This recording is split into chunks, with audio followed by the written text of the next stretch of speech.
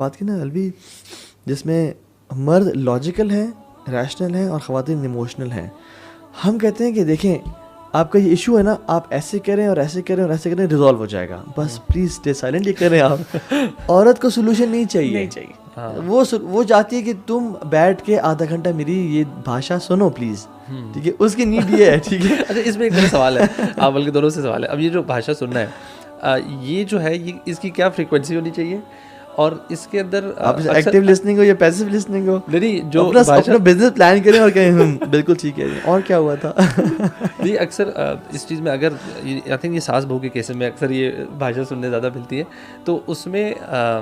Where do you draw the line कि यार अच्छा यार दिस इज़ टू मच या दिस इज़ नॉट राइट, या एक है कि यार ठीक है ये सुन लेते हैं इसके बाद सेट हो जाएगी। देखिए इसमें ना थोड़ा सा होता है वैलिडेशन ऑफ फीलिंग होनी चाहिए। यानी जब वाइफ आके आपको बताती है कि जी आज मेरा बड़ा डिफ़िकल्ट डे था, तो अब वो हम इधर उधर देख रहे हैं,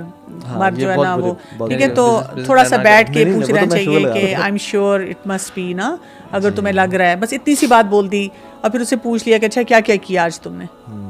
तो वो बताएगी, तो सिर्फ बोल दिया कि अच्छा हाँ वाकई अगर इतने सारे काम हो तो मुश्किल हो जाता है, और तो बस इतनी सी बात करनी है, यानी आपको कोई सोल्यूशन नहीं देना। हम समझते हैं वैलिडेशन का मतलब ये है कि तुम्हारे साथ वाकई जुल्म हुआ, ज़्यादती हुई, ये हुआ। मसलन अगर कोई आके ये भी कह दे कि आपकी अम्मी ने आज मुझे ये कहा, मुझे बहुत बुरा लगा, तो आप ये कहें, वैलिडेट इस तरह करें कि हाँ अगर कोई भी एक उसको जेनेरिक रख के कोई भी अगर कोई ऐसी बात करता है तो ज़ाहिर है बुरा लगता है। फिर साथ ही कह दिया कि अच्छा what did you do then, आपने क्या किया, या चलो थोड़ा सा फॉर गो कर दो, ठीक है, या ये कि इसका देखते हैं कि इसको कैसे हम मिलके बात करके इसको मसले को हल कर सकते हैं। ये होती है वैलिडेशन। क्योंकि मर्द हजरात ना वैलिडेट नहीं कर रहे होते, या वो चाहते हैं कि हम क्विक फिक्स दे दें, या वो चाहते हैं कि भाई क्या मैं जब आता हूँ काम से, उनको सुकून चाहिए, उनको थोड़ा रिलैक्सेशन चाहिए, उनको होता है कि लो फिर इसने अपना पेंडोरा बॉक्स खोल लिया,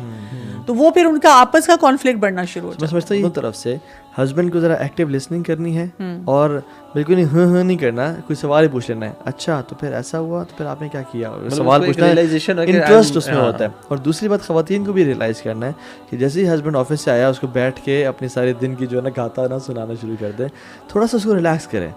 थोड़ा जूस दे दे, या चेंज शावर लेके आने दे, बैठे तैयार करे, जब अपनी दिन की पूछे कि आपका दिन कैसा गुजरा, सब ठीक गुजरा, खैरियत से, जब सुन लिया फिर होता है अच्छा मैं भी आपसे कुछ शेयर करना चाहती हूँ। तो अक्सर ये जो है ना मिन हुस्न इस्लामी मर्इ तर्कुहु मा ला यानी, कि वो अपनी जो फजूल चीज़ें उनको छोड़ दे, फजूल लग़वियात से परहेज़ करें। हम लोग ना लिसनिंग बिल्कुल नहीं करते। मैंने अक्सर लोगों को देखा है कि they just want to tell their story, they can't listen, और अगर कोई बोलना शुरू कर दे तो दे जस्ट कैंट वो बर्दाश्त नहीं कर सकते।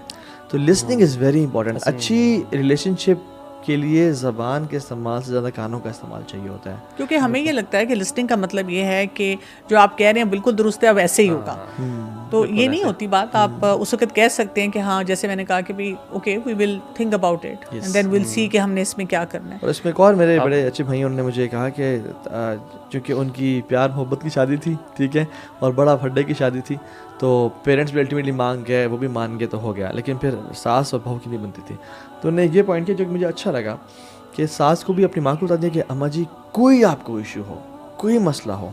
आपने मुझसे कहना है, आपने डायरेक्टली उससे नहीं कहना। और वाइफ को भी कह दिया कोई दुनिया का आफत आ गया ना, क़यामत आ गया, आपने माँ जी को रिस्पॉन्ड नहीं करना, आपने मुझे बताना है, मैं वो करूँगा। अच्छा वो एक मीडिएटर बन गया।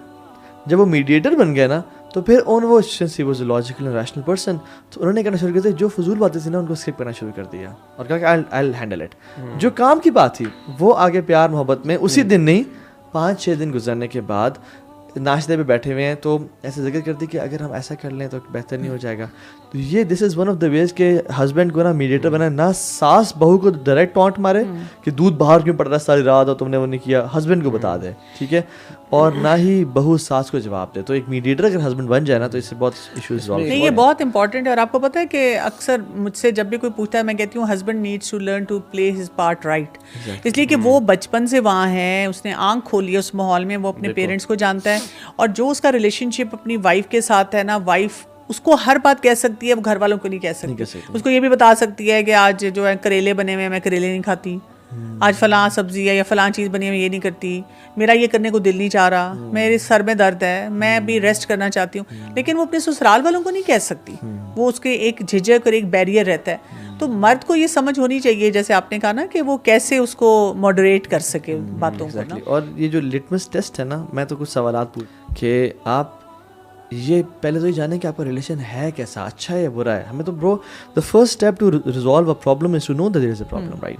हम समझते हैं हमारा रिलेशन बहुत अमेजिंग है, लेकिन वो अमेजिंग नहीं होता। तो मैं मर्दों से सवाल पूछता हूँ कि ये बताएं कि आपका बेस्ट फ्रेंड, 3 अपने बेस्ट फ्रेंड्स के नाम बताएं,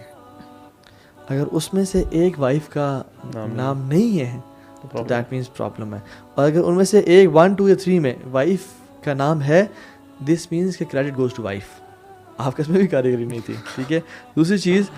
आपको कायनात की 3 सबसे ज़्यादा खूबसूरत ख़वातीन कौन लगती हैं? यानी माँ है, बहन है, खाला पप्पो हैं, जो भी हैं,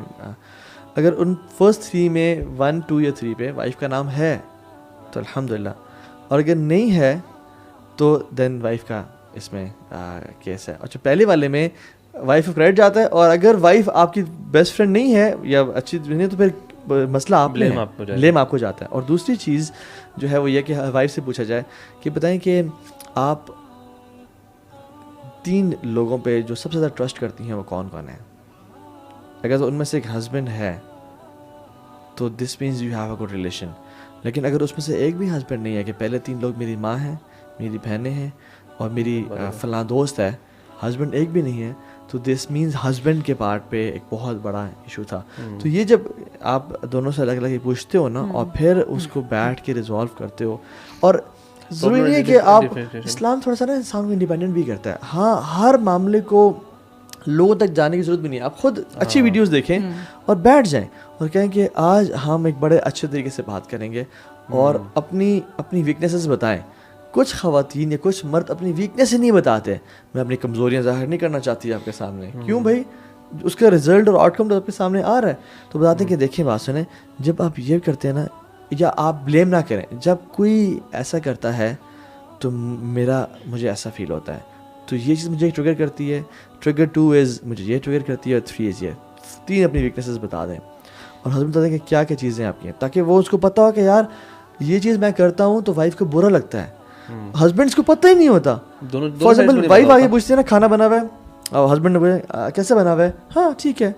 वाइफ को ये जवाब नहीं चाहिए, वाइफ को जवाब चाहिए बहुत अमेजिंग बना हुआ है, आज कौन सी रेसिपी बनाई, कैसे बनाई। घरों में तो एक्चुअली ये होता है कि जिस दिन हस्बैंड तारीफ करते हैं ना कि आज आप बहुत अच्छी लग रही हैं, तो ये कपड़े बहुत आप पे सूट कर रहे हैं, तो अक्सर बीवियां फिर कहती हैं ये मैं 6 दफ़ा पहन चुकी हूँ, क्योंकि पहले आप 4-5 दफ़ा तारीफ नहीं कर चुके होते। इस दफ़ा जब आप तारीफ करते हैं इसका मतलब है कि you are up to something, you know, क्योंकि आपने रूटीन में की ही नहीं ना तारीफ, अब आप उस दिन कंपनसेट करने के लिए या किसी भी वजह से वो तारीफ कर रहे हैं। तहा ये मैं बात सोची थी कि जो इतनी सारी हमने बातें की हैं, और उसमें ये कि बहुत से लोग जो सुन रहे होंगे उनको थोड़ा ओवरवेलम भी हो सकता है, अच्छा हम इस चीज़ को ठीक करें, इस चीज़ को ठीक करें। जो इस वक्त यंगस्टर्स हैं, क्योंकि आप देखें ना यूथ क्लब में बहुत सारे ऐसे नौजवान बच्चे बच्चियां हैं जो मैरिजेबल एज में हैं, और वो कई दफ़ा बैठ के बस यही सोचते रहते हैं हमारी शादी कब होगी, या ये कि रिपल्सिव फीलिंग रख लेते हैं शादी के बारे में। इस टाइम पे ना उनको अपने स्किल्स पे और जो कुछ हमने बात की है, अल्लाह से ताल्लुक़ मजबूत करें, कुरान और सुन्नत के मुताबिक अपनी ज़िंदगी गुजारें। आप देखें ना, अगर आपका अपने वालिदैन से रिलेशनशिप अच्छा नहीं है तो आप अपने स्पाउस के साथ कैसे करेंगे। बहन भाइयों को आप बर्दाश्त नहीं कर सकते तो आप फिर वही बात है, स्पाउस को कैसे बर्दाश्त करेंगे। अभी से आपकी स्पेंडिंग दुरुस्त नहीं है, अभी से आपके रिस्पॉन्सिबल बिहेवियर्स नहीं हैं, कि आप पढ़ाई सही तरह नहीं करते, तो ये सारा कुछ रिफ्लेक्शन होता है ना कि आगे जाकर जब आपकी शादीशुदा ज़िंदगी शुरू होगी तो फिर आप क्या करेंगे, चाहे वो लड़का है या लड़की है। तो उन दोनों को इस वक्त देखना पड़ेगा, सोचना पड़ेगा, अपने आप को स्किलफुल बनाना पड़ेगा, नहीं तो या तो आप फिर हराम रिलेशनशिप्स में रहने शुरू कर देंगे, आप कहेंगे क्योंकि मैंने रिस्पॉन्सिबिलिटी नहीं लेनी, और वही बात है कि अपनी दुनिया और आखिरत के लिए मुश्किलात पैदा करेंगे, और या फिर ये कि शादी होगी और फिर आप उस वक्त पछताएंगे।